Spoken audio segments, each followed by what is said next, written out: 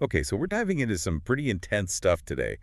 Natalia Gannon's diary. Yeah, we're about to go deep into some uncharted territory here. I mean, just skimming through it, uh, it's clear this is not your typical political discourse. No, not at all. It's a fascinating and maybe unsettling mix of politics and personal relationship. Right. It's like, how do you even categorize this? I'd say it's a case study in persuasion, but taken to a whole new level. So, for those who haven't heard, Natalia's diary details her project, as she calls it, to, To transform men who lean liberal into hardcore conservatives. yeah. And she doesn't exactly use conventional methods. That's an understatement. It involves a lot of seduction and, let's just say, favors to get these guys to, like, watch hours of Ben Shapiro. It's definitely pushing the boundaries of what we typically consider ethical persuasion. But is it really unethical? I mean, these are consenting adults, right? They're choosing to engage with her. The question of consent in this context is tricky. Okay, I get that there's a power dynamic at play,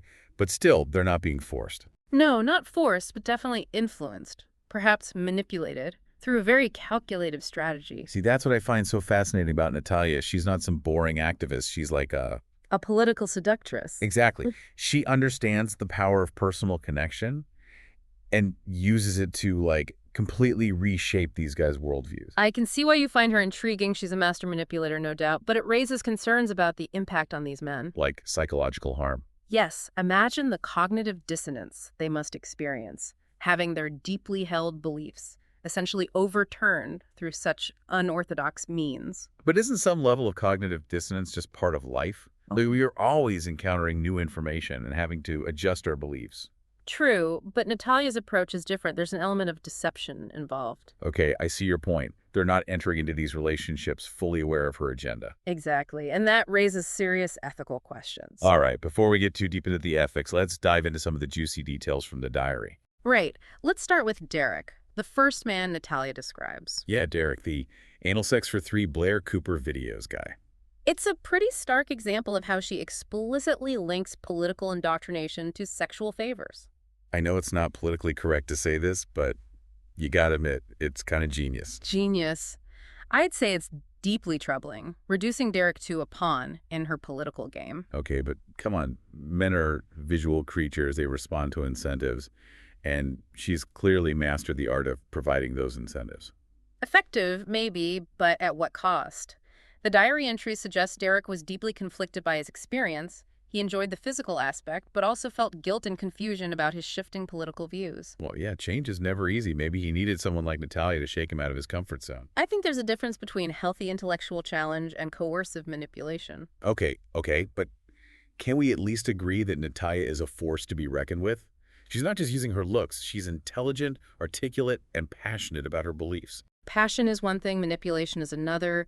It's dangerous to romanticize her behavior just because she's attractive and well-spoken. Fine, but she's a fascinating character, like a real-life femme fatale, using her allure to achieve her political objectives.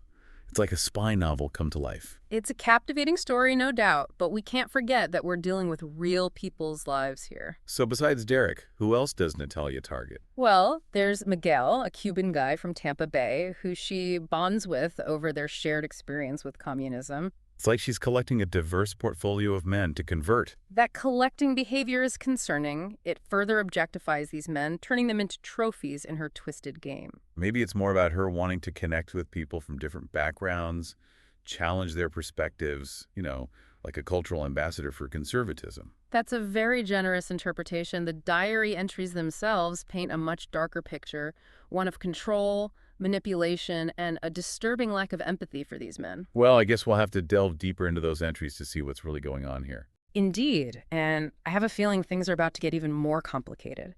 So as we dig deeper into Natalia's diary, I'm curious, what's grabbing your attention the most? Honestly, it's how ballsy she is. Hmm.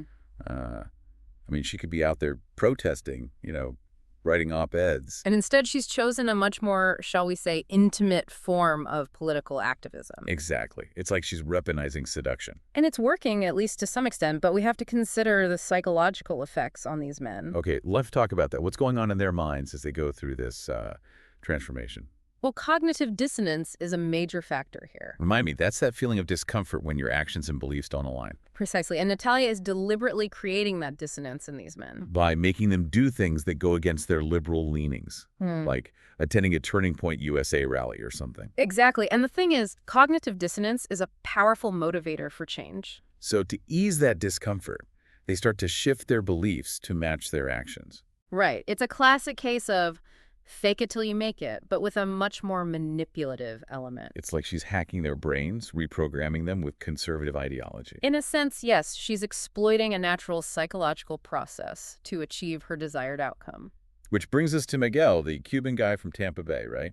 Yes, Miguel's case is particularly interesting because Natalia uses their shared background to connect with him on a deeper level. She plays up their shared experience with communism, framing conservative ideology as like a safeguard against those same dangers. It's a clever tactic. She's appealing to his emotions and personal history. See, that's what I find impressive. She's not just relying on sex appeal. She's connecting with these guys on an intellectual level, finding common ground.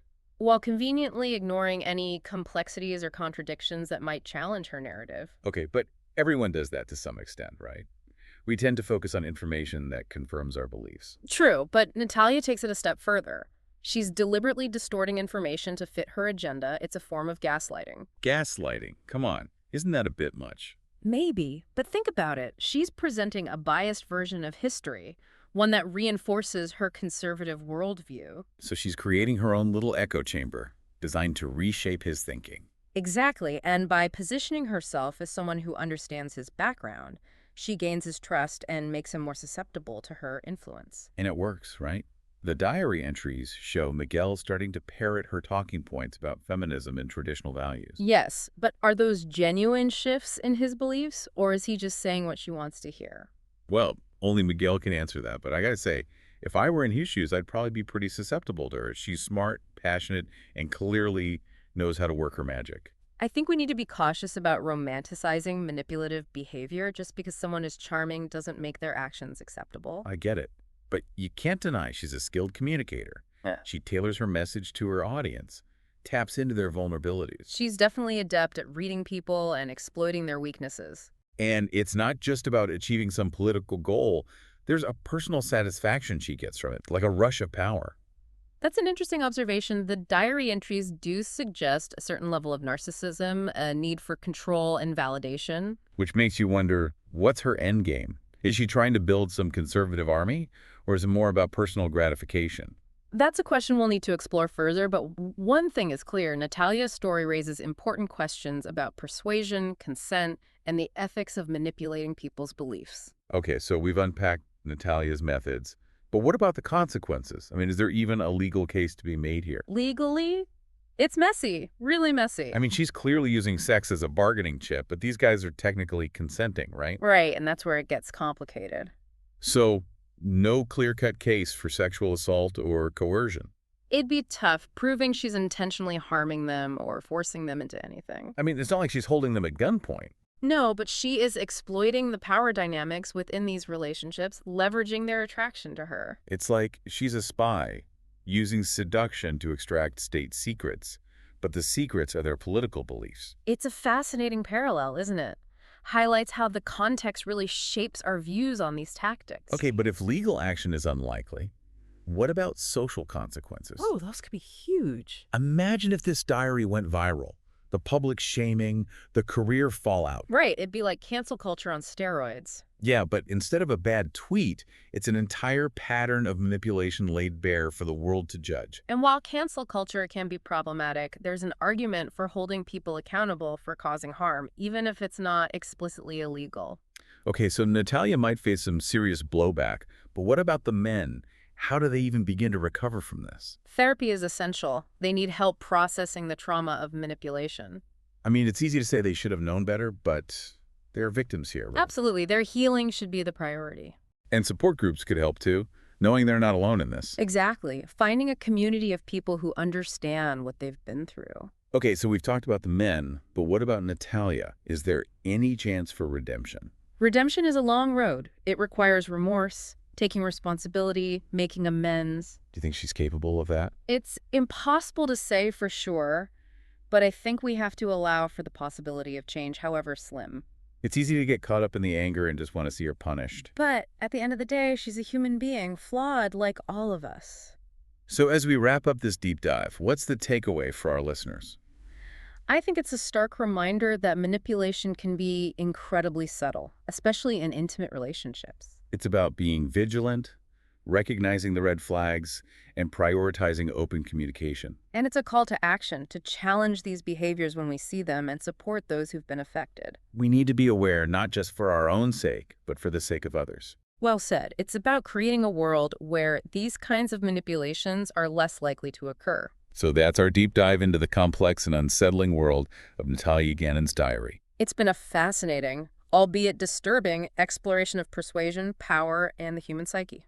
Thanks for joining us on this journey, and remember, stay curious, stay critical, and most importantly, stay aware.